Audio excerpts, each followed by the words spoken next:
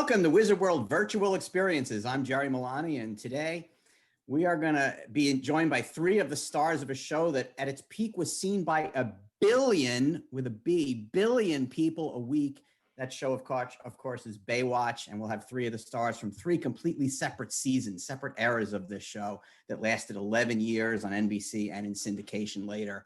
We'll talk to them in just a minute. I want to remind everyone to go to wizardworldvirtual.com for schedules of all of our upcoming events, including tomorrow. We have a Veterans Day celebration, little pre-Veterans Day celebration with an organization called Pin-Ups for Vets. Gina Elise and four other veteran ambassadors will be with us. So there's an opportunity to donate to that worthy cause and to meet those fine folks. On Thursday, we have Last Fan Standing, the geeky game show by Bruce Campbell.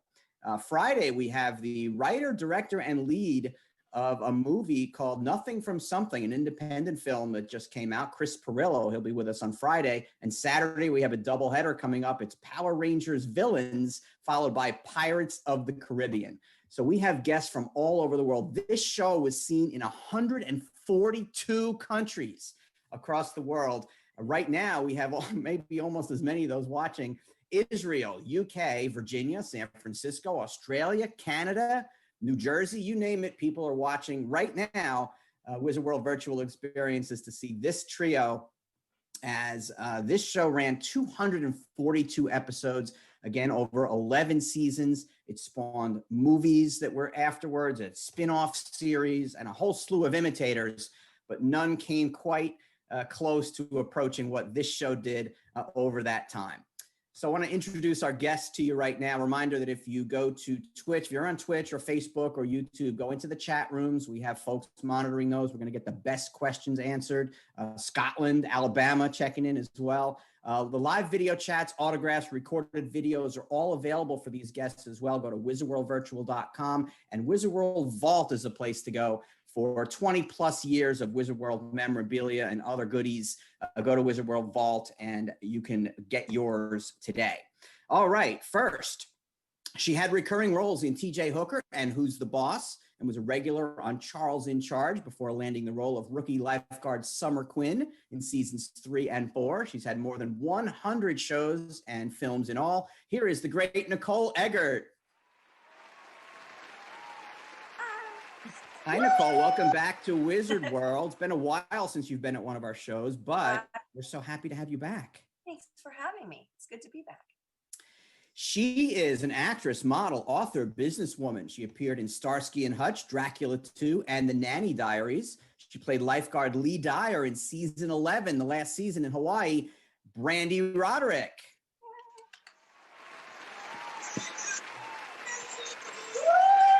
Hey, Brandy.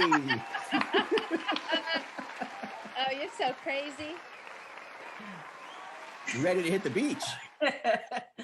Where's the bikini? Welcome back to Wizard World as well. Thank you. She's appeared in more than 40 films and TV shows, including recurring roles in the soap operas Days of Our Lives and The Bold and the Beautiful. She played Lieutenant Taylor Walsh in season 8. Here is Angelica Bridges. Yay. Hi, Angelica. Hi. Welcome to Wizard World. I don't believe you've been at one of our shows before. I haven't. I'm so excited that you are here, and the three of you. So, I just went through those little bios, season 3 and 4, season 8, season 11. So it spans the whole expanse of this show. And I mentioned 1 billion people a week were watching this show when you guys were on it. What do you think made this show so popular all around the world? Oh, wow. I mean, I think for me, I think that it's sort of, it was really escapism for people. And there was a lot going on in the world that wasn't so fun at that time. And, they were able to turn on the TV and have Southern California in their living room and, have some good, clean fun. Mm-hmm. I mean, really. Yeah. Like a fantasy, when you talk to people from other countries that don't live in LA or the United States, when they speak about watching Baywatch and why they love it so much, it was because they had never experienced anything like that. They really believe that, people run down the beach in slow motion in real life in California. They don't? Well, I do. I know, me too. I guess it depends. And we had the Hoff. I mean, who doesn't love the Hoff? Yeah. How instrumental, obviously, I mean, he was on the show during, two of you, he was acting, but even still, Brandy, he was still very present with the show, producing and et cetera. How instrumental just was he to this show being successful? Oh my gosh. Well, Nicole knows the background of that for sure. Well, he really was, he has such a driving force behind him, just his personality and his energy in general. And, the show was so popular overseas, and he's very popular overseas with his singing. And, he performed when the Berlin Wall came down, and he's a big deal over there. So I think that his charisma really, really it's such a driving force. He's such a powerful energy. Yeah, he was a worldwide celebrity. So he really brought the whole world together to watch this show. And what you see on film or television is like even 100 times larger than life in person. Honestly, Yeah. When he would come on the set, it was like a force of nature. Yeah. Come on singing, and it just, if your vibration wasn't low, he raised your vibration. Yeah. Once he hit the room, it was like a tornado, and it was a good tornado. Mm-hmm. For each of you, what did being on this series mean for your careers? And what did you learn from being on this series? You guys all did different things. You've been very successful since. What was this show like for you? What did it mean for you guys? Well, for me, it was a turning point even in my life of something that I needed so bad. I remember when I got the call that I got the job, I was at the Beverly Center and in the parking lot, and I literally dropped to my knees and started crying because I was so excited. And for me, I was lucky because I got to go to Hawaii, and it's such a beautiful spiritual place. And it was amazing for me, not only for my career, but for me as a person and spiritually, something that I really needed. And besides Playboy, I would say it's the best thing that's happened to me as far as really shaping my life. For me, it was like being put on the map, entertainment wise, or as a part of a cultural movement, if you will, a 90s cultural movement that Baywatch, was a part of. So yeah, it definitely put me on the map in a big way to be in that many countries and have that much exposure. I kind of had a different experience. Oh, I know. It's okay. That's what we're here for. Yes, Talk it through, talk it out. Yeah. I mean, for me, I was cast on it before it was this major show. And I had done a lot of work before. And so suddenly I was being turned down and casting doors were closing. They were now a Baywatch babe and taken seriously. And, when the show first hit, people really didn't get it. They were weirdly offended by it and made fun of it a lot. So I had to go through the growing pains with the show of people adjusting, accepting it being, this hit that it was. So for me, and that's why I left the show, because I thought it was ruining my career. Yeah. And, I was so young. I didn't know what to do. So I ran. And in hindsight, I would have stayed and I would have, turned it around and made it into something positive. But instead, I just freaked out and I left and wanted to disassociate with it, which, never works.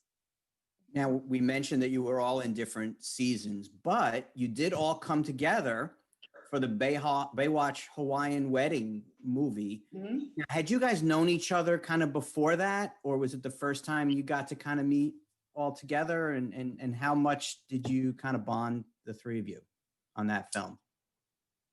I know Angelica and I have known each other for forever. And Nicole, I'm sure that we met before the movie, right? Yeah, I think so. I mean, that was the first time we really got to spend time together, and hang out and get to know each other. Yeah. So that was fun. I mean, Yeah. Yeah, time off the It time. was- Why? And then we all had It was a awesome. shoot for FHM while we were also there in Hawaii shooting for the TV Fox movie.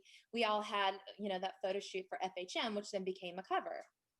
And became the billboard in middle of Times Square, which was Right, I cool. keep forgetting that. Oh, did Yeah. anyone ever get a photo of that in Yeah. Times Square when it was up?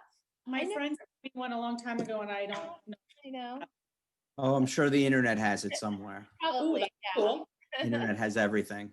Yeah. So we have tons of great questions from people. Sweden is checked in. There's different countries still checking in. We'll just start with, you mentioned this earlier, and Brandy, you came in this way. D Ward is cool 93 wants to know who came up with the slow motion run. Ooh. Editors, the editing bay. We didn't really Uh-huh. run in slow motion, guys. Right. Trick after it's shot. Bubble full. Michael Borer has a question, wants to know, who was your favorite guest star to appear during your seasons that you worked with? Mine was Pat Morita. Oh, and the cross. That's a great one. Huge Karate Kid fan, and he was just the sweetest, wonderful man. And so for me, that was a fun one. That's an awesome choice.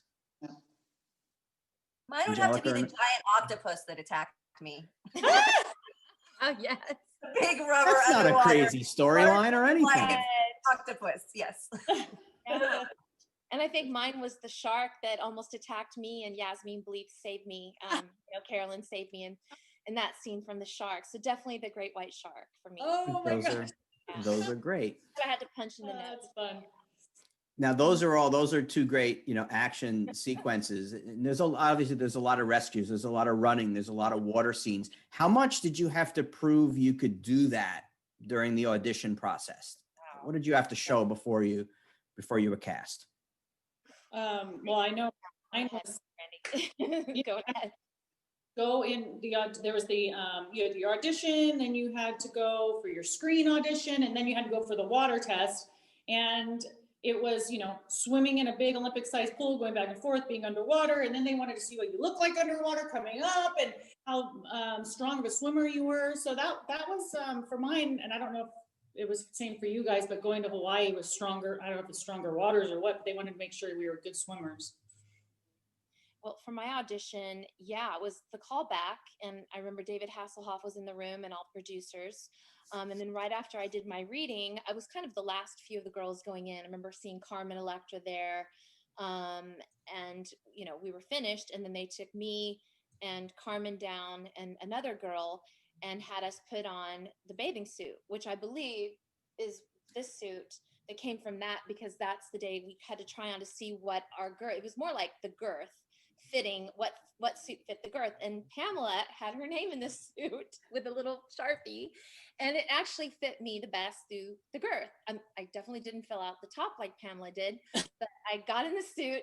They took us to a place called The Tank, which was on their lot of where the Baywatch Productions was at the time. I think it was somewhere in Culver City.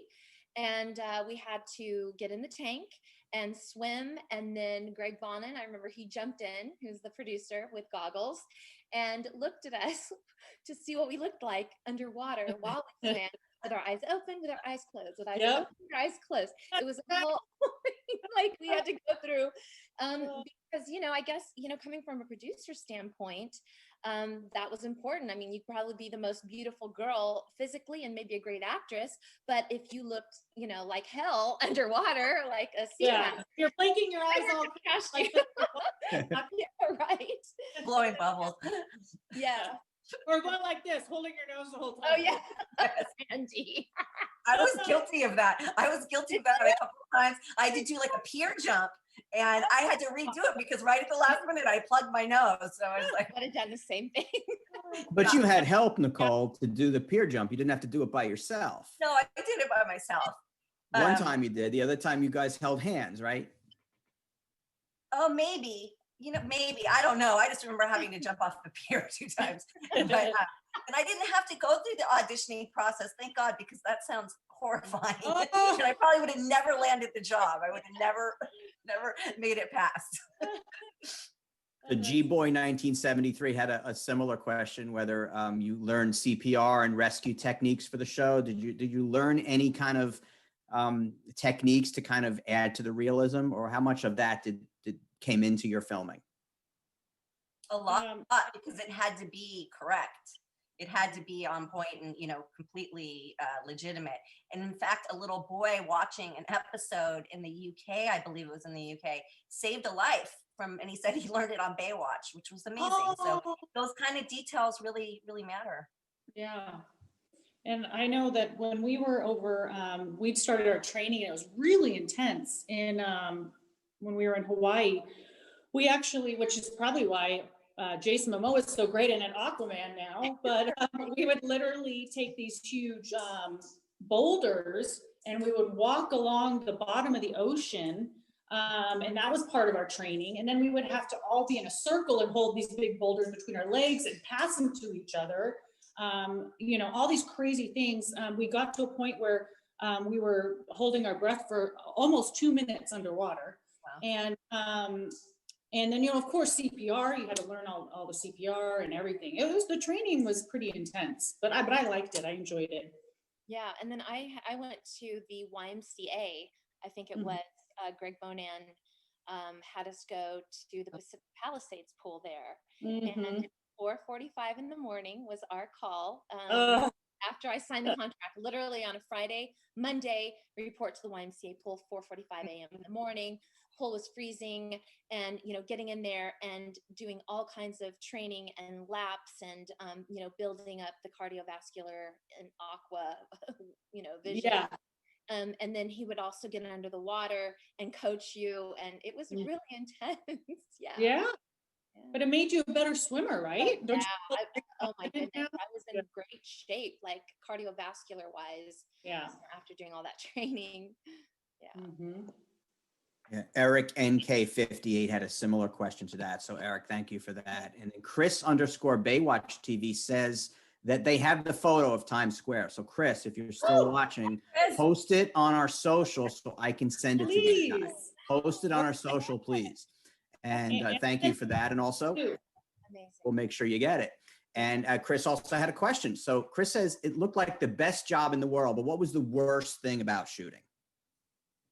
4:45 a.m. cold water.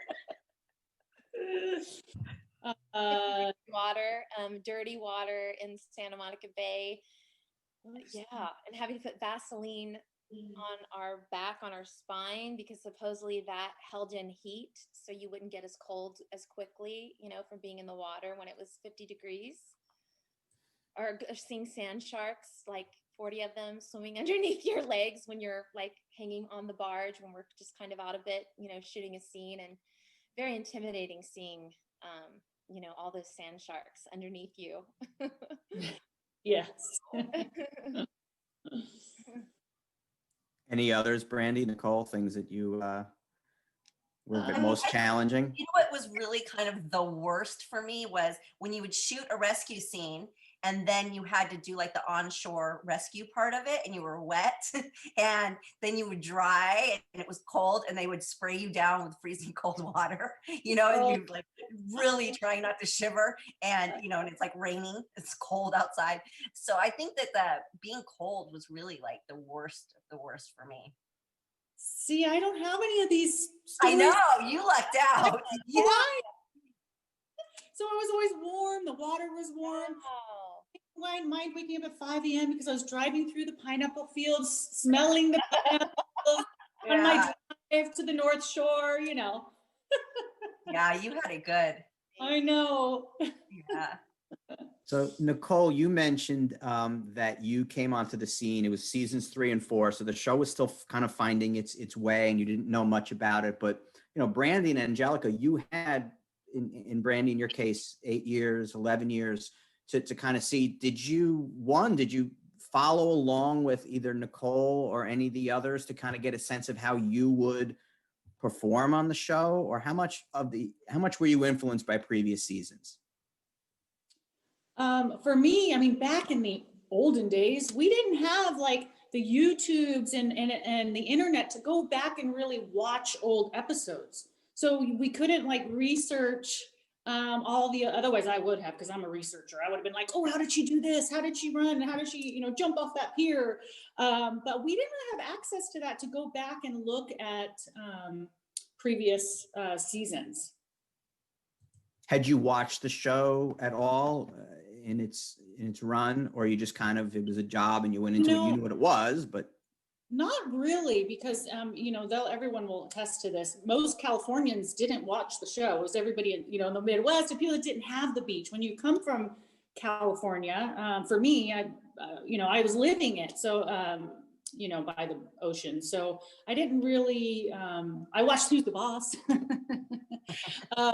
but yeah. So I didn't really watch it growing up. But of course, I knew of it, and it was the most exciting thing, and it was great, and I knew all the girls were amazing.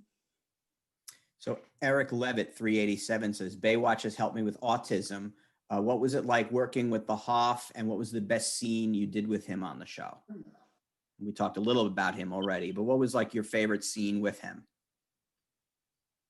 I think for me, we got to do a scene where I was being held hostage and captive inside of one of the lifeguard towers.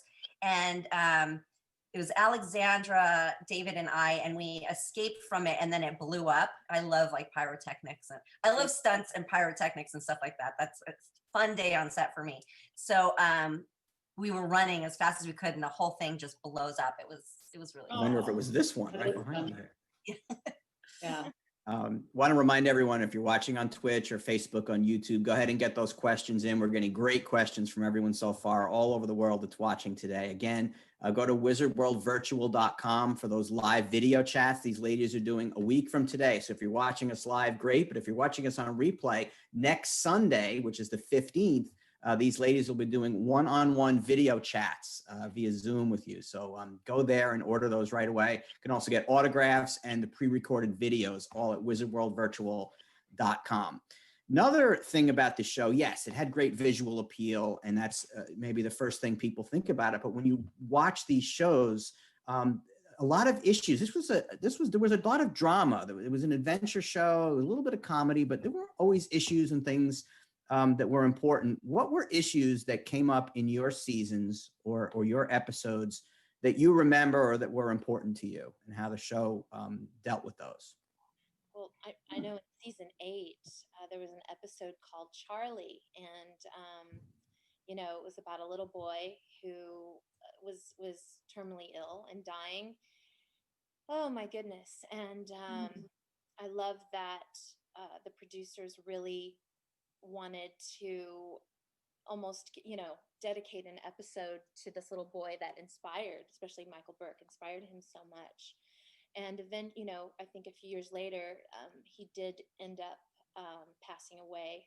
So that episode in particular really, really impacted me. So, so I know, a lot of people always say, oh, it's just, all the hair and the boobs and running down the beach and the bodies and the tans. And, but I will give, producers credit. They did want to definitely put important issues out there as much as they could, mix it a little bit. I wanted to balance the episodes, obviously the eye candy, but yet at the same time, do some good content. Yeah, exactly. Yeah, Nicole and Brandy, do you recall issues for you? Well, my character dealt with an eating disorder, which I thought was pretty amazing, because with us all being in bathing suits and, all of that and all these beautiful bodies and beautiful people, I thought it was really great that they touched on, that it's an actual real issue for a lot of women, mostly, and men. But so I thought that was really good. I thought that was really good to address that everybody has those insecurities and those problems. And I liked how my character was, the head lifeguard in charge of everything. So they made me a very strong, powerful character. And a lot of times in the show, I was going up against the dumb guys that would dismiss me as, the captain or whatnot. And And I love that they made me a strong character to stand up to those guys and prevail. So I really love that they made a very strong female character. It wasn't just like, oh, I'm doing this or I'm, whatever. It's like I was in charge of all these men. Yeah, that was the great thing about the show, really, because, it got this reputation of it being, TNA and eye candy and all that, but there were really strong female characters. Even when you're just a pretty lifeguard, you're still saving lives. So, it was really very, very powerful and very good for women and image. And, Yep. I love that about the show. Yeah, that's for sure. Marcus Behrens says hi to all from Lübeck, Northern Germany. And he said Charlie is one of his all-time favorite episodes. So Angelica, thanks for that. I think Nicole, there was an episode in your season where a young lady came on, was a Make-A-Wish, I think, and she passed away. I think that you're right. This show was more than just the visuals. It was all those things that made it memorable. Todd Tremper says he sees that Angelica has your swimsuit from the show. Nicole or Brandy, do you have your swimsuits from the show or anything else that you might have grabbed on the way? One of the rescue cans? I have my swimsuit. I do not. I have a jacket. I think I have 2 Baywatch jackets, which are fun. Oh, I love those jackets. Yeah, they're warm. The most hideous looking things, but they're a lifesaver when you need them. Yeah. They're so comfortable.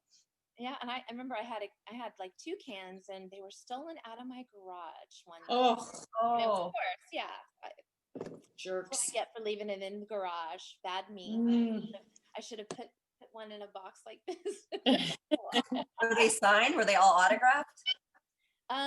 No, they were just, but they were from my season, but I didn't have anyone sign it. I just took it home at the end of the day one day. Yeah. So, yeah. Now, Nicole and Brandy, you've been to our shows, and Angelica, I'm sure you've been to some other Comic-Cons. What do fans say to you? What do they bring up to have autographed that's interesting? What's kind of their memories of the show that they share with you? It always surprises me. It amazes me how much the fans know so much more than I do about the show, and it's always like so interesting to hear. And they know about sub storylines and just really fun, quirky little bits of knowledge about the show. So I always really enjoy doing that. Yeah, it's a lot of fun. Yeah. What are some interesting things they've had you sign? Mostly bathing suits. I just got a box of bathing suits that this guy wanted signed, and I pulled them out, and I kid you not, they were bigger than my daughter, and she's 9. Oh, and I was like, what are these? And it's a box of like 100 of them. I'm like, oh my Lord. Sitting there, they were like blankets across the table. Yeah. So weird. I was like, who wants these? Nobody. The bathing suit is not cute anymore. It looked, oh my God. It looked humorous. It looked funny. So, and my little signature on this huge bathing suit. So but people like it. They just, it's all for that patch, I guess. Yeah, the bathing suits, the cans. Yeah. Yeah. So Jorge Vieira just asked that question at the same time as we're asking it. But the other question that Jorge asked, and Nicole, you mentioned your daughter. Has she seen the show? Angelica and Brandy, do you have younger ones who've seen the show, and what do they think? I try to make kids watch it, and they won't. They're like, Mom, I'm bored. Can we go watch something else? Yeah, mine too. My daughters are like, whatever. No, they're not to that extent. But I almost feel like that. They don't care. They're like, whatever. That was in the 90s. Oh my God, that's like, you're a fossil. You're a fossil. And so it's kind of funny. What about yours? My oldest is like that. Hopefully your daughter's sweeter than mine. My oldest daughter, who's 22, couldn't be bothered. Like, it's okay, great. I don't know who that person is. She's like, whoever that was, who you were, I don't know her. But my youngest, she liked it. She watched a couple episodes, and actually one of her best friends really got into it and like watched a few seasons. And I was surprised by that. A lot of the young kids are watching it again, and there's this whole new generation audience, and they have no idea who we are, and it's just really funny. Yeah, it is cool that it's coming back, that is really neat. I like seeing that. Well, all the seasons are on Hulu, but Pluto TV has a Baywatch channel. So it just runs 24/7, different episodes starting, and sometimes they're random, sometimes they're in order, and it's just a channel that you can put on any time, and whatever episode's on, that's the one you watch. I think there've been a lot of season 8 ones that have been on recently on there, but it's it shows that the show, like they've dedicated a channel to this show. So it was on 30 Amazon years after it debuted, it's still, what's that? It was on Amazon for streaming for quite a while too, and I think that's where it really kind of picked up its momentum. And that's like, these two girls are in it. I'm producing on a documentary about Baywatch, and it sort of gave us that idea. It was like all these young people watching it. I'm getting, fan mail and friend requests and social media messages from young people who should have no idea who I am at all. And so we're really kind of trying to reintroduce everybody and show them, who we all are today. So yeah, it's great. The show will never die. Yeah. And speaking of like 9-year-olds, I got a cameo today, and this guy said, when I first went to the beach, 9 years old, I ran in slow motion. I am the biggest Baywatch fan. The show let me know it is okay to be vulnerable, and I love writing and letting my characters be vulnerable. So I thought that was really cute that at 9 years old, how to be vulnerable from watching our show. Yeah. And he's a writer now and makes his characters vulnerable. Thought that was cute. So again, that's saving lives, but changing lives. Yeah. So Nicole, tell us about the documentary and how much of this interview is going to be in it. Well, if you guys send me a recording of it, I'll make sure it gets in there. I tried to record it, but it wouldn't let me. We got you. Okay. It's like an intellectual look at Baywatch and how it became such a phenomenon in pop culture before we had social media.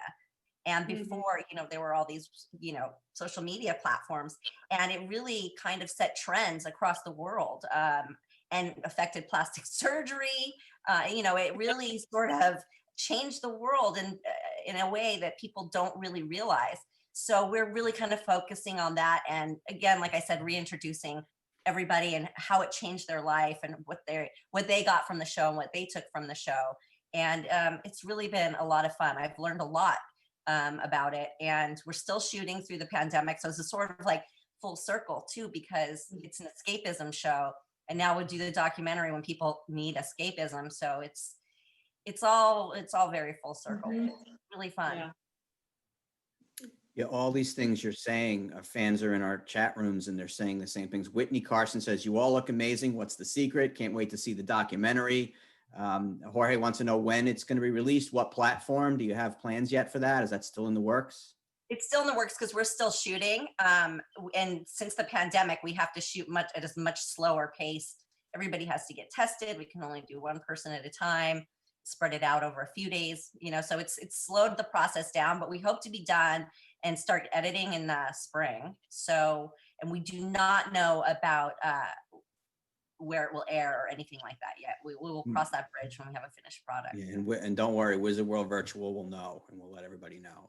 Brody Barraza wants, I don't think it's Matt Brody. Brody Barraza says, wasn't even born yet when the show came out or ended because I was born in 2004, but absolutely loved the show. All the characters brought their own spin and all was amazing. And that leads to a question or a note. I mean, 3 different characters here, 3 completely different eras of the show. It seemed like every year there'd be new lifeguards came in, came out. I want each of you to make a case for your season being the best set of lifeguards. Oh, they're all great. I want to know that yours are the best. Nicole, why was season 3 and 4? Why were yours the best? Maybe because they brought in like this we were in high school, and the whole reason for bringing us on the show was to do a spin-off. Originally they wanted to do a high school show by the beach, so it's kind of like how my character came about, which none of it ever happened. But so I think it brought in this younger audience, and we were in high school and there was this love triangle, and it's really kind of when the show hit and became this #1 show. So we were the best. Totally. Angelica, season 8, why is it the best? Well, Pamela had just left the show, So they had to bring on 3 girls to replace one Pamela. Because one girl would not just do, because Pamela left such a big space. So I guess I'll say that because there were 3 new faces, 3 new girls that came on, and just gave it some new energy, I guess, trying to compensate for Pam. Well, and that's right. We had Pamela Anderson, so we had Pamela Anderson. No, as the you had breakout. Nicole Eggert. Well, we also had Pam, so yeah, that's why we were the best. And Brandy, why was Hawaii the best? Ours was the best because after 10 years of the same old beach, you finally got to go to a new beach in Hawaii, of all places. Tropical beaches, warm waters, gorgeous men, and we had Jason Momoa. Brandy wins. Brandy wins this one. Aquaman, you're right. Yes. You're right. We can't compete with that. Hawaii is everything. And what's funny is that I remember them actually trying to negotiate with a beach in Australia. So you could have actually been in Australia, Brandy. Yeah. Australia wouldn't have it. Australia wouldn't allow Baywatch. They had been trying for years and years and years, and Australia would not have the show filmed there. Wow. It was so sad. I had my hopes up, but it never happened. Yeah, okay. Now, when you all came back together for the Hawaii movie, how was that? It was a kind of reuniting, but at the same time, it was taking different eras and bringing them all together. What was shooting like for that, and what was it like just getting a chance to all be together?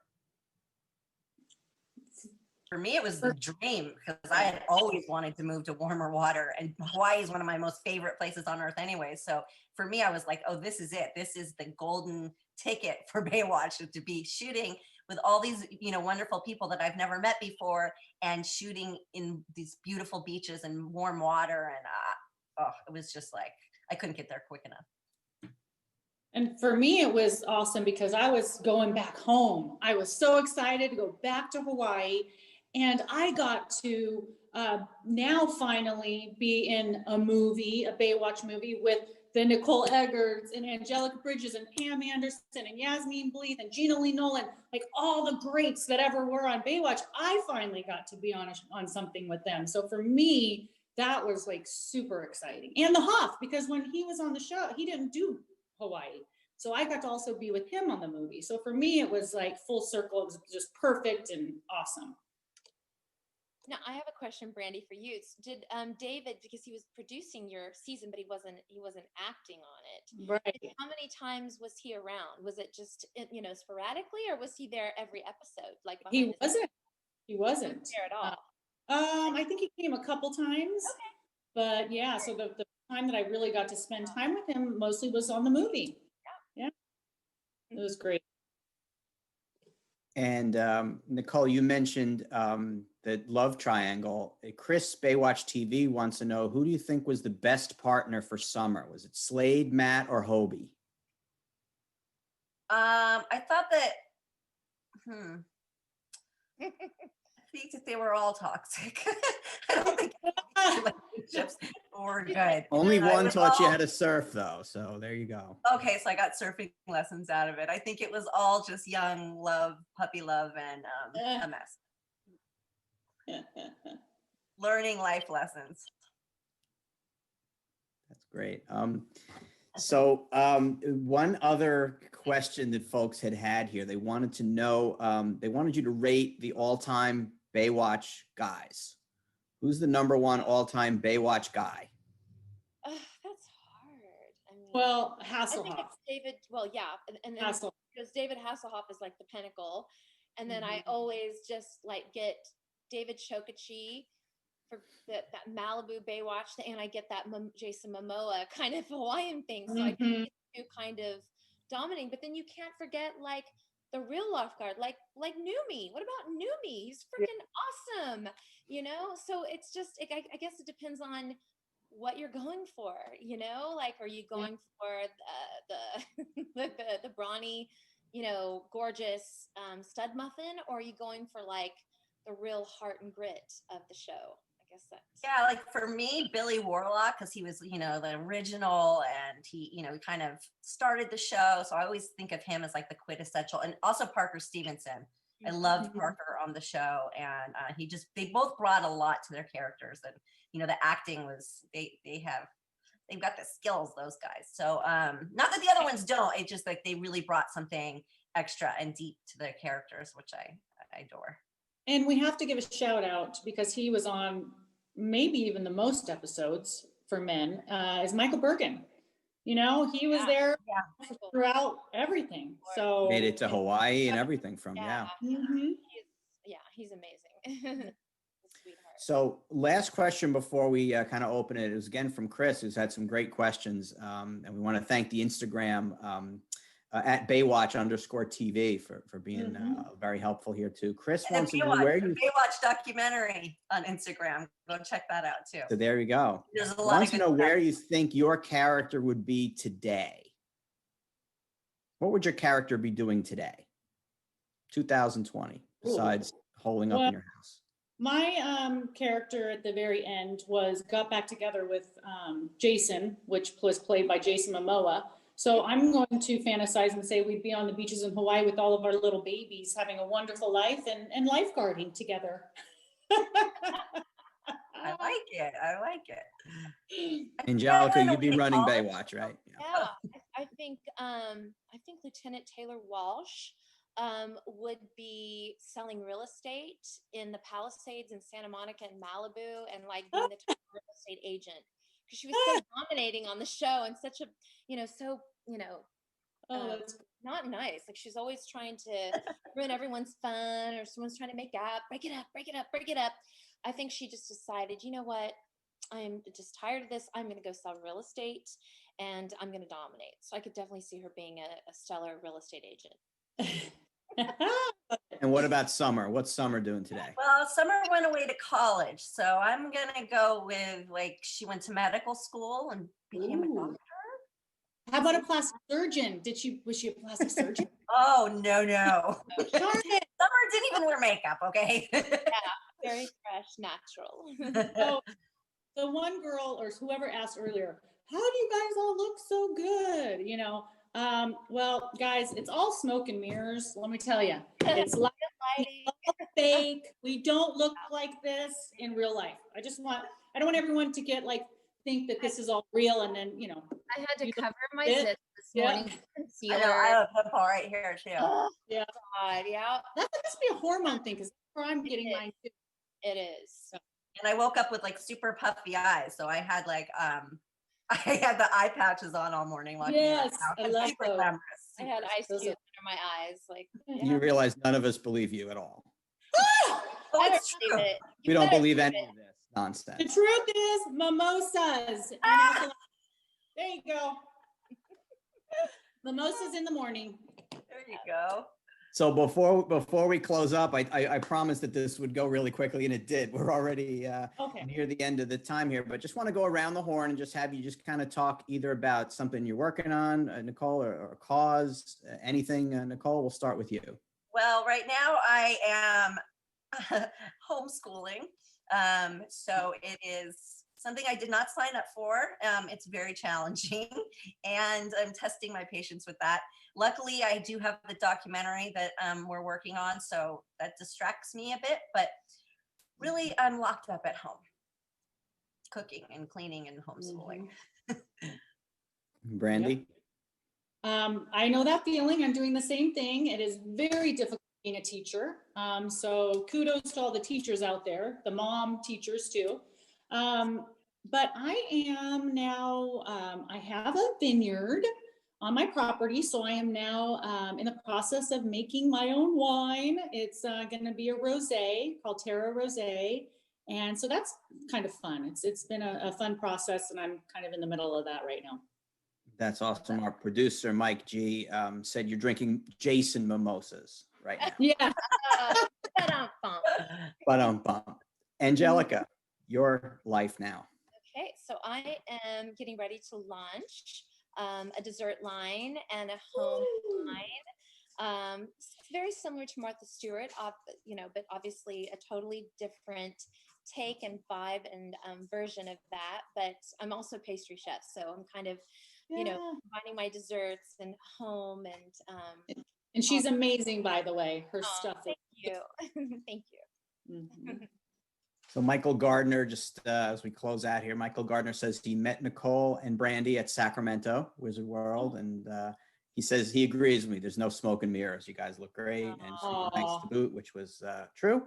And Whitney Carson just saying thank you for all the time today from you guys. After the pandemic, he hopes to meet you guys in person. And we hope to be doing Wizard World shows in person again, and certainly have you guys as part of it. Want to remind everyone, if you go to wizardworldvirtual.com, that's the place for those live video chats, which we'll be doing a week from today, Sunday the 15th, with each of these ladies. In addition, we have autographs available that they'll personalize for you, as well as recorded videos like the one that Brandy was talking about before. You just send into us what you want then to kind of talk about. And those are a great memory as well. Wizardworldvirtual.com. That's the place for all of that, as well as all of the upcoming events we have starting tomorrow with the Veterans Day celebration with Pinups for Vets, which is a great group that we can support. On Thursday, Last Fan Standing with Bruce Campbell, test your trivia knowledge. And then on Friday, we'll have Chris Pirillo from the independent film Nothing from Something. So for Nicole Eggert and Brandy Roderick and Angelica Bridges, I'm Jerry Milani. Thanks for joining us today at wizardworldvirtual.com. We'll see you again really soon. Thanks, ladies. Bye. Bye. Bye.